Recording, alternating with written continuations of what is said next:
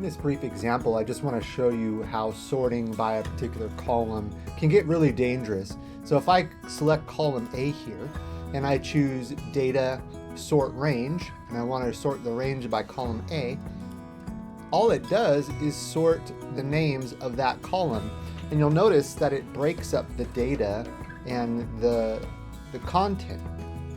So if I have, say for instance, these three items selected, and I do data sort range, and I sort range by column A, it takes that data with it because it's grabbing everything in the range, but it's separating the data from its actual date, distance, bedroom, bathroom, whatever. We need all that data to go with it.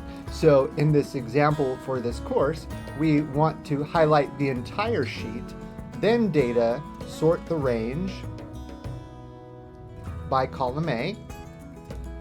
And there you have a more succinct where the right data goes with the right item.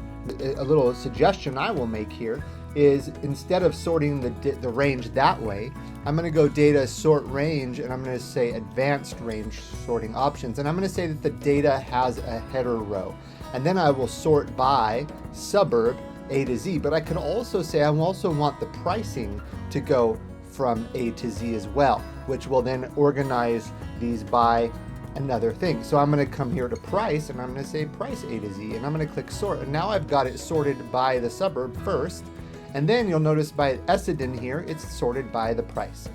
Very useful, handy tool. Again, select your whole sheet, then do data sort range, advanced sort range options, and then you can choose that your data has a header row, and then you can choose the different options for that. So now I'm going to sort it by date. Now you'll see these are sorted by the date as indicated there.